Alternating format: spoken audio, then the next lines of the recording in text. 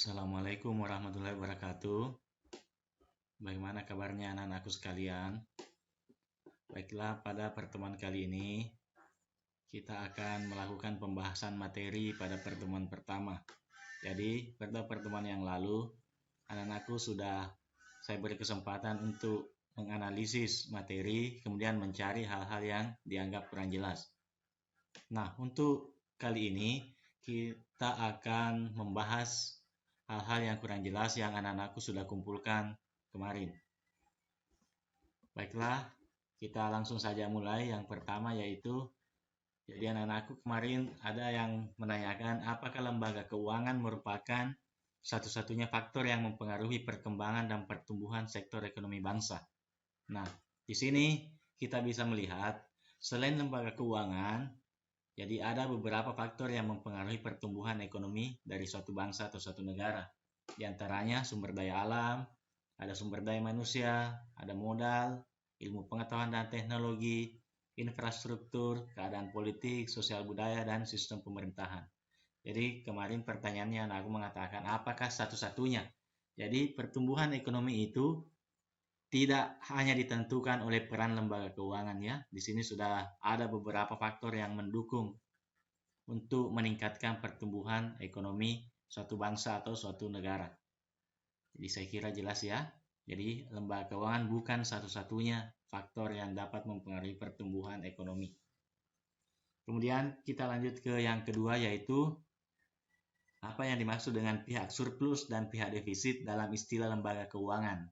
Nah, kemarin sebenarnya di materi itu sudah ada, tapi kita akan lihat saja lebih jelasnya. Yang dikatakan dengan pihak surplus yaitu pihak yang memiliki kelebihan dana atau uang. Jadi orang-orang baik secara pribadi maupun perusahaan yang memiliki kelebihan dana atau memiliki kelebihan uang dan uang ini tidak dimanfaatkan. Nah, inilah yang dikatakan dengan pihak yang surplus. Sedangkan pihak yang defisit yaitu pihak yang kekurangan atau memerlukan dana atau uang. Jadi apakah orang pribadi, apakah perusahaan atau lembaga-lembaga lain yang membutuhkan uang untuk menjalankan kegiatan operasinya, yang memilih yang kekurangan uang untuk menjalankan kegiatan operasinya, inilah yang dikatakan dan pihak defisit. Jadi itu defisit artinya kekurangan, surplus artinya kelebihan. Jadi pihak surplus yaitu pihak atau orang yang memiliki kelebihan uang yang tidak digunakan. Sedangkan pihak defisit, saya ulangi, yaitu pihak yang kekurangan atau memerlukan dana atau uang untuk melakukan kegiatannya. Jadi itu yang dimaksud dengan pihak surplus dan pihak defisit. Oke, kita lanjut. Nah, di sini ada kemarin pertanyaannya juga dan aku mengatakan apakah manfaat lembaga keuangan bagi masyarakat? Nah, yang pertama lembaga keuangan kan kita sudah tahu. Kemarin kita sudah bahas lembaga keuangan bank. Nah, sebagai tempat menyimpan uang yang terjamin keamanannya. Jadi itu manfaat lembaga keuangan bagi masyarakat, tempat menyimpan dana atau uang yang terjamin keamanannya. Jadi ada tempat menyimpan uang tetapi tidak terjamin keamanan. Kemudian yang kedua, sebagai tempat untuk meminjam uang dengan persyaratan tertentu yang ditetapkan. Nah, ini juga manfaatnya. Apabila tadi kita berada pada posisi defisit, orang yang kekurangan atau yang membutuhkan dana, maka lembaga keuangan bermanfaat sebagai tempat untuk meminjam uang, tetapi dengan persyaratan-persyaratan yang sudah ditetapkan oleh pihak bank. Kemudian yang ketiga, sebagai tempat melakukan berbagai transaksi keuangan yang disediakan oleh pihak lembaga keuangan. Jadi ini manfaat yang ketiga sebagai tempat melakukan transaksi keuangan. Jadi contohnya transfer, pembayaran tagihan, itu semua bisa dilakukan di lembaga-lembaga keuangan yang mempunyai fasilitas itu. Di tempat melakukan berbagai transaksi, misalnya anak kita atau saudara kita atau adik kita ada di Makassar, butuh uang untuk membayar kuliah. Jadi kita tinggal menggunakan fasilitas transfer di lembaga keuangan itu, apakah di bank, apakah di koperasi, apakah di pegadaian dan sebagainya yang memiliki fasilitas transfer itu. Jadi itu manfaat lembaga keuangan dan masih banyak manfaat-manfaat lembaga keuangan bagi masyarakat secara umum. Oke, kita lanjut. Kemudian ada juga pertanyaan mengatakan apa yang dimaksud dengan sekuritas. Nah ini. Sekuritas adalah secari kertas yang menunjukkan hak pemilik kertas tersebut untuk memperoleh bagian dari atau kekayaan perusahaan yang menerbitkan sekuritas tersebut dan berbagai kondisi untuk melaksanakan hak tersebut. Contoh sekuritas yang populer di masyarakat antara lain adalah saham atau common stock dan obligasi. Jadi anak-anakku kemarin yang menanyakan mengenai pengertian sekuritas, ya ini yang dimaksud dengan sekuritas. Contohnya saham. Jadi apabila kita memiliki saham di suatu perusahaan, berarti kita memiliki sekuritas di situ. Jadi secari kertas yang menunjukkan hak pemilik kertas tersebut untuk memperoleh bagian dari kekayaan perusahaan. Oke, pertanyaan selanjutnya. Apakah yang terjadi bila Bank A meminjamkan uang kepada Bank B, tetapi Bank A tidak dapat melunasi dalam jangka waktu yang pendek? Nah, di sini untuk mendapatkan jawaban ini, anak-anakku silakan buka sendiri Peraturan Bank Indonesia nomor 19/3/PBI/2017 tentang pinjaman likuiditas jangka pendek bagi bank umum konvensional. Jadi di situ ada penjelasannya ya. Jadi silakan anak-anakku catat Peraturan Bank Indonesia ini, kemudian browsing karena di sini agak panjang penjelasannya.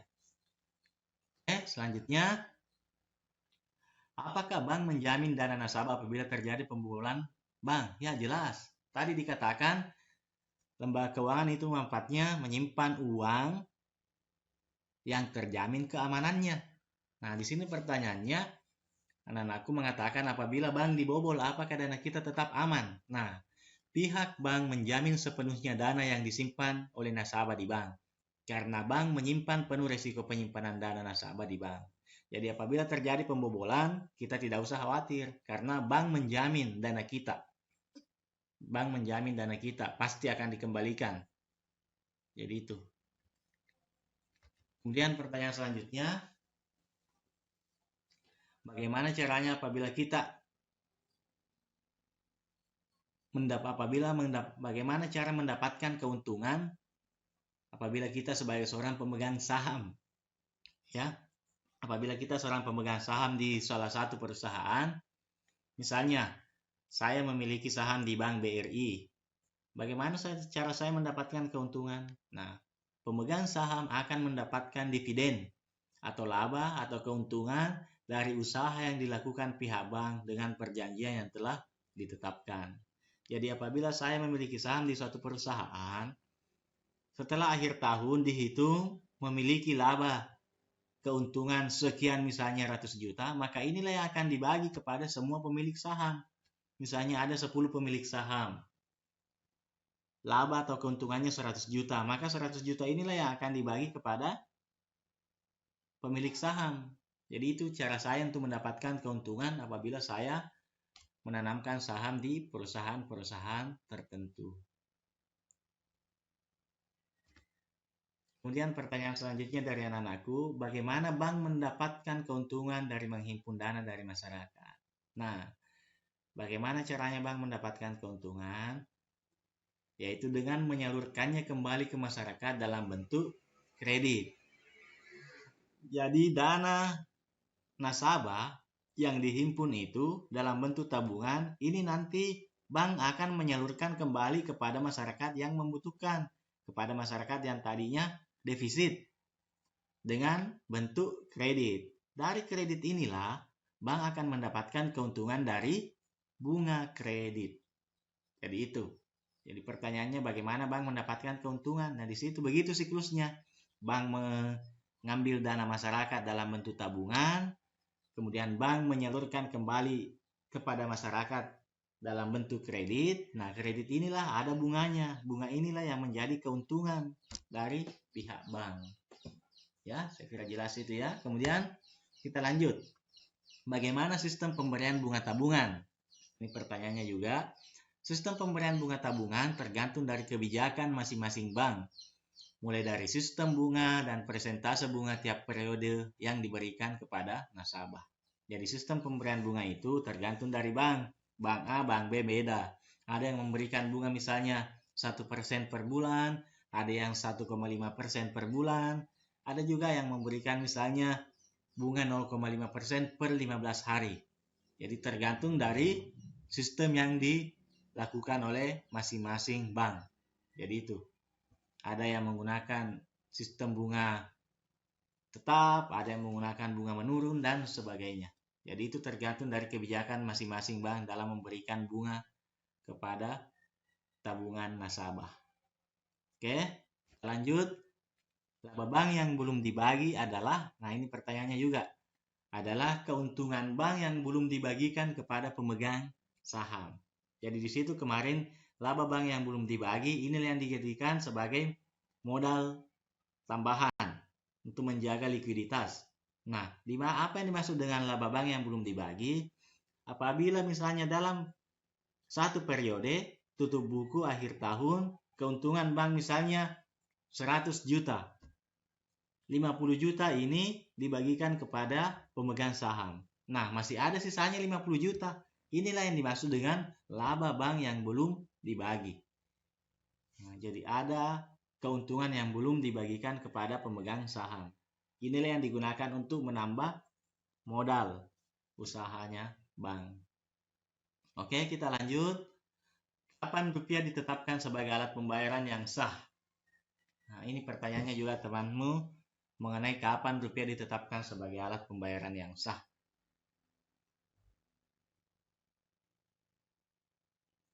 Tepatnya pada tanggal 30 Oktober 1946, jadi situ dikatakan, masih ejaan lama ya, uang Republik Indonesia dalam kurung ORI menjadi mata uang pertama yang dimiliki Indonesia setelah Indonesia merdeka. ORI kemudian menjadi alat pembayaran yang sah dan menjadi lambang utama negara ini. Oke, kita lanjut. Bagaimana caranya bank menukarkan uang asing? Jadi pertanyaannya temannya kemarin, misalnya kalau kita mau ke luar negeri, bagaimana cara tukar uang di bank? Nah, di dalam fasilitas yang disediakan oleh bank ada dikatakan dengan transaksi valuta asing atau jual beli mata uang asing. Jadi misalnya anak-anakku mau pergi umroh, uangnya kan rupiah, sedangkan di Mekah mata uangnya adalah rial.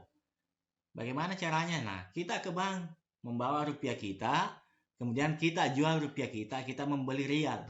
Nah, inilah dikatakan transaksi valuta asing. Di dalam transaksi valuta asing itu ada dikatakan dengan kurs jual dan kurs beli.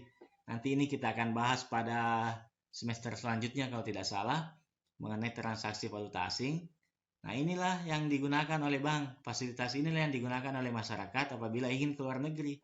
Jadi dia bawa uang rupiahnya, kemudian dia beli uang rial. Kalau dia misalnya mau ke Mekah, kalau misalnya dia mau ke Malaysia, maka dia jual rupiahnya, dia membeli mata uang ringgit. Jadi begitu cara bank untuk menukarkan uang asing.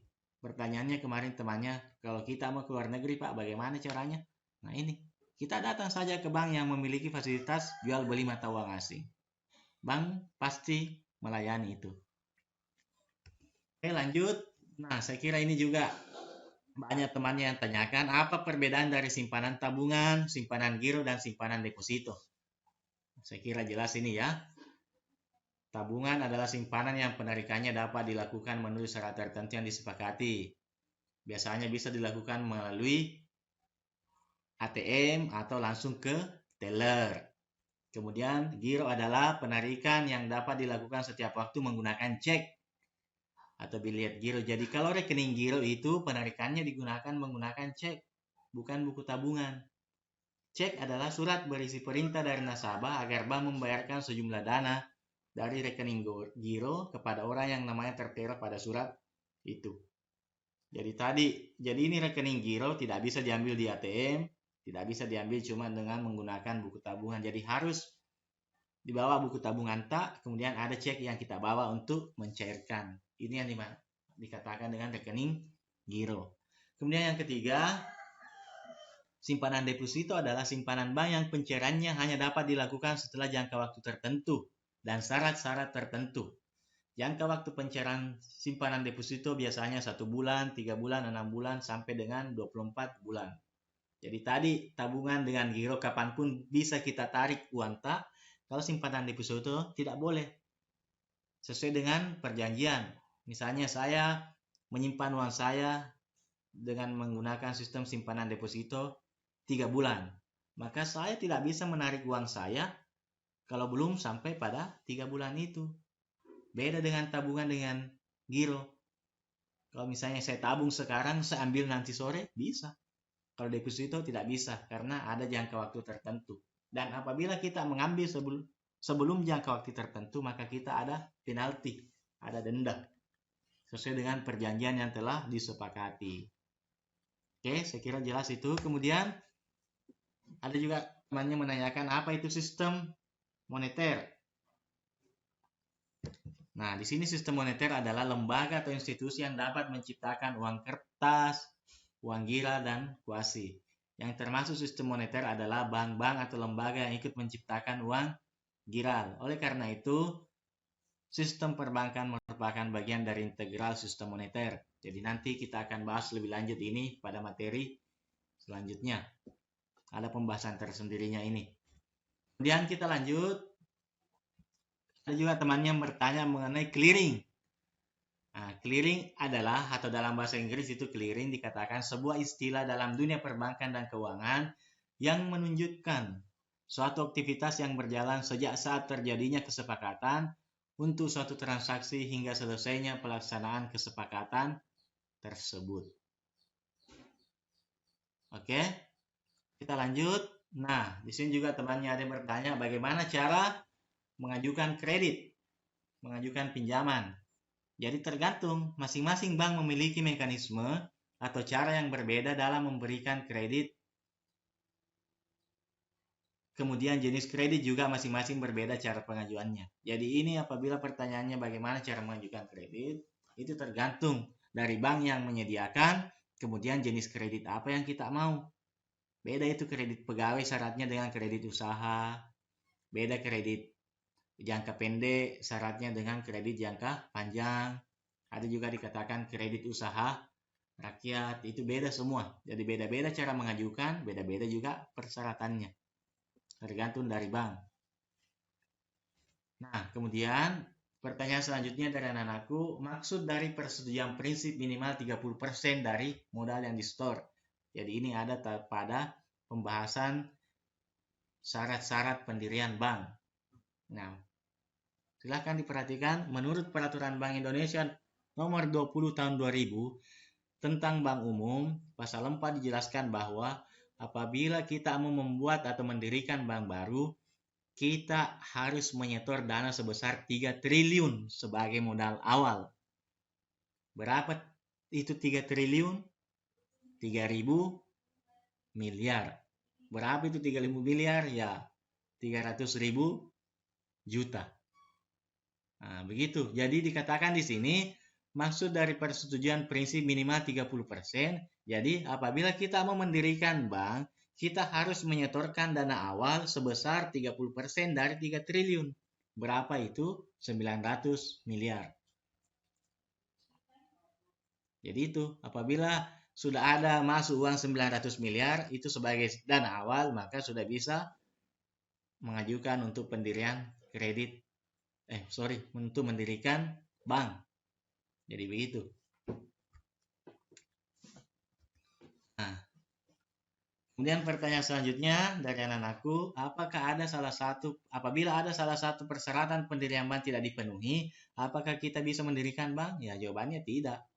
Yang namanya syarat bisa apabila terpenuhi maka dilanjutkan, apabila tidak bisa dipenuhi persyaratannya maka batal, gagal. Kira itu ya. Kemudian bagaimana cara mengelola uang di bank? Nah, cara mengelola uang di bank ya, bank mencari modal melalui simpanan tabungan, kemudian uangnya itu disalurkan dalam bentuk kredit, ya begitu terus prosesnya di bank. Kemudian bank juga memiliki beberapa investasi. Jadi uang yang ditabung oleh masyarakat maupun modal yang ada pada bank itu bukan cuma dilarikan kepada kredit, ada juga jenis-jenis usaha yang lainnya bank, misalnya asuransi, dia juga membeli saham, jadi banyak kegiatan-kegiatan lainnya di bank. Jadi uang itu bukan cuma disalurkan saja melalui kredit. Nanti kita akan bahas lebih lanjut juga ini. Kemudian bagaimana cara menyalurkan dana ke masyarakat? Saya kira cara melakukan dana ke masyarakat ya dalam bentuk kredit atau pinjaman. Apabila bank ingin menyalurkan dananya kepada masyarakat, pasti dengan cara memberikan pinjaman kepada masyarakat. Kemudian selanjutnya fungsi bank sebagai agent of development. Saya kira kemarin sudah jelas juga ini.